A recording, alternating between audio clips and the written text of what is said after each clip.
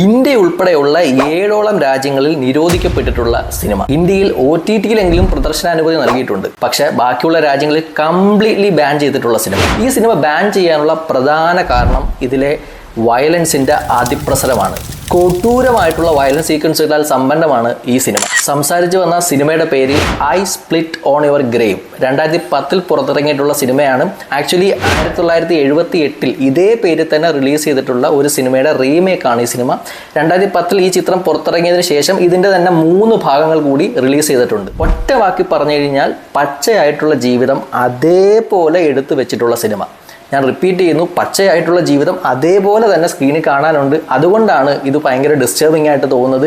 ഇതിനകത്ത് ബ്രൂട്ടലായിട്ടുള്ള വയലൻസ് ഉണ്ട്, ഡിസ്റ്റർബിംഗ് ആയിട്ടുള്ള ഒരുപാട് മൂവ്മെൻറ്റ്സ് ഉണ്ട്, ബ്രൂട്ടലായിട്ടുള്ള ടോർച്ചറിൻ്റെ സീക്വൻസുകളുണ്ട്. അതെല്ലാം അതേപോലെ തന്നെ നമ്മളെ കാണിച്ചു തരുന്നുണ്ട്. അതുകൊണ്ട് തന്നെ എല്ലാത്തരം ഓഡിയൻസിനും ഒരിക്കലും കണ്ടിരിക്കാൻ പറ്റാത്ത, ലോല മനസ്കതയുള്ള ആൾക്കാർക്ക് ഒരിക്കലും കണ്ടിരിക്കാൻ പറ്റാത്ത ഒരു സിനിമയായിട്ടാണ് എനിക്കിത് കണ്ടപ്പോൾ തോന്നിയത്. ജെന്നിഫർ ഹിൽസ് എന്ന യുവ എഴുത്തുകാരി തൻ്റെ പുതിയ നോവൽ എഴുതാൻ വേണ്ടിയിട്ട് ഒരു ഒറ്റപ്പെട്ട സ്ഥലം കണ്ടെത്തുന്നു. കാടിനോട് ചേർന്നിട്ടുള്ള ഒരു പ്രദേശമാണ് അവർ കണ്ടെത്തുന്നത്. ജെന്നിഫർ ഒറ്റയ്ക്കായിരുന്നു അങ്ങോട്ടേക്ക് പോയത്. പക്ഷെ ജെന്നിഫർ ഒറ്റയ്ക്കല്ല.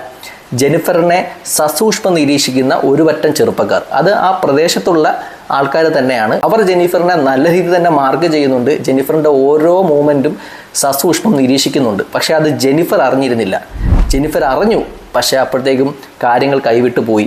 പിന്നെ അവിടെ നടക്കുന്നത് എന്താണെന്ന് അറിയണമെന്നുണ്ടെങ്കിൽ നിങ്ങൾ ദയവ് ഇത് സിനിമ കണ്ടു നോക്കുക. ആദ്യം അവർ ജെന്നിഫറിനെ നോട്ടം കൊണ്ടായിരുന്നു ബുദ്ധിമുട്ടിച്ചത്. പിന്നെ വാക്കുകൾ കൊണ്ട് ബുദ്ധിമുട്ടിക്കാൻ തുടങ്ങി. പിന്നീട് പ്രവൃത്തി കൊണ്ടും. എങ്ങനെയാണ് അവർ ജെന്നിഫറെ ബുദ്ധിമുട്ടിച്ചത് എന്ന് അറിയണമെന്നുണ്ടെങ്കിൽ ഞാൻ നേരത്തെ പറഞ്ഞ പോലെ നിങ്ങൾ സിനിമ കണ്ടു നോക്കണം.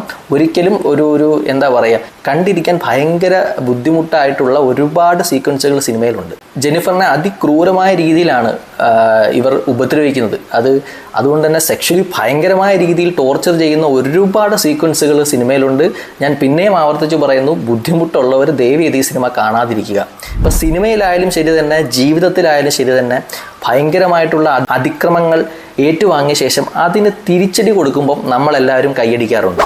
അത്തരത്തിൽ ജെന്നിഫർ തിരിച്ച് പ്രതികരിക്കാൻ തുടങ്ങുന്നിടത്തു നിന്നാണ് എനിക്ക് ഈ സിനിമ ഭയങ്കരമായിട്ടുള്ള ഹൈ തന്നിട്ടുള്ളത്. ജെന്നിഫർ നേരിടേണ്ടി വന്നിട്ടുള്ള ക്രൂരമായിട്ടുള്ള പീഡനങ്ങൾക്ക് എണ്ണി തിരിച്ച് വില്ലന്മാർക്ക് പണി കൊടുത്തപ്പം ഫുള്ളി സാറ്റിസ്ഫൈഡ് ആയി. അതുകൊണ്ടാണ് ഈ സിനിമയെക്കുറിച്ച് സംസാരിക്കാം, അല്ലെങ്കിൽ ഈ സിനിമ സജസ്റ്റ് ചെയ്യാമെന്ന് ഞാൻ തീരുമാനിച്ചത്. സിനിമയിൽ സെക്ഷൽ അബ്യൂസ് ചെയ്യുന്ന സീക്വൻസുകൾ, അത്തരത്തിലുള്ള ഡിസ്റ്റർബിംഗ് ആയിട്ടുള്ള ഒരുപാട് സീക്വൻസുകൾ ഉണ്ട്.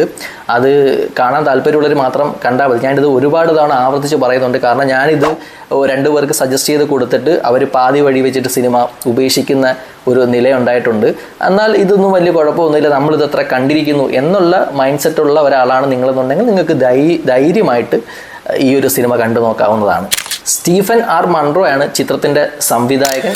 അദ്ദേഹം വളരെ നല്ല രീതിയിൽ തന്നെ സിനിമ ചെയ്തിട്ടുണ്ട്. ഞാൻ നല്ല രീതിയിൽ ഉദ്ദേശിച്ചത് എന്താണോ അവിടെ നടക്കുന്നത് അത് അതേ ഇൻറ്റൻസിറ്റിയിൽ നമ്മളിലേക്ക് എത്തിച്ചിട്ടുണ്ട്. അത് കാണുമ്പോഴാണ് നമുക്ക് ഭയങ്കരമായിട്ടുള്ള ഡിസ്റ്റർബിങ് ഉണ്ടാക്കുന്നത്. അത്തരത്തിൽ അപ്പം സാധാരണ കട്ടും കാര്യങ്ങളും ഒന്നും ഇല്ലാതെ അത് അതേപോലെ തന്നെയാണ് പുള്ളിക്കാരൻ നമ്മളിലേക്ക് എത്തിച്ചിട്ടുള്ളത്. അതാണ് ഈ സിനിമ പല രാജ്യങ്ങളും ബാൻ ചെയ്യാനുള്ള പ്രധാനപ്പെട്ട കാരണം. കട്ടില്ലെന്ന് തോന്നുന്നു സിനിമയ്ക്ക്. ഈ സിനിമയുടെ ബാക്കി ഭാഗങ്ങളും, അതായത് 2010 റിലീസ് ചെയ്തതിന് ശേഷം പിന്നീട് 3 ഭാഗങ്ങൾ ഇറങ്ങിയിട്ടുണ്ട്. ആ 3 ഭാഗങ്ങളും ഞാൻ കണ്ടിട്ടുണ്ട്. എനിക്ക് തോന്നുന്നു 2010 ഇറങ്ങിയിട്ടുള്ള ഐ സ്പ്ലിറ്റ് ഓൺ ഗ്രേവ് ആണ് കുറെ കൂടി ബെറ്റർ. ബാക്കിയുള്ള എല്ലാ ഭാഗങ്ങളുടെയും കഥാഗതിയൊക്കെ ഏതാണ്ട് സെയിം ആണ്.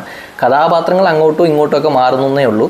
കഥാഗതിയും തീമും എല്ലാം സെയിം ആണ്. പക്ഷെ 2010 ഇറങ്ങിയിട്ടുള്ള ഈ സിനിമയാണ് കുറെ കൂടി ബെറ്ററായിട്ട് എനിക്ക് വ്യക്തിപരമായിട്ട് ഫീൽ ചെയ്തിട്ടുള്ളത്. സാറ ബട്ട്ലർ എന്ന നായിക നടിയാണ് ചിത്രത്തിലെ ജെന്നിഫർ ഹിൽസിനെ അവതരിപ്പിച്ചിട്ടുള്ളത്. എക്സ്ട്രാ ഓർഡിനറി പെർഫോമൻസ് ആണ്, കിടിലൻ പെർഫോമൻസ് ആണ്. അവരാണ് ഈ സിനിമയുടെ കാതലെന്ന് പറയുന്നത്. ആ ഒരു നായിക നടി ഒരു പർട്ടിക്കുലർ പോയിന്റിൽ നിന്നും റിവെഞ്ച് എടുക്കാൻ തീരുമാനിക്കുന്ന ഒരു ട്രാൻസ്ഫോർമേഷൻ സീനുണ്ട്.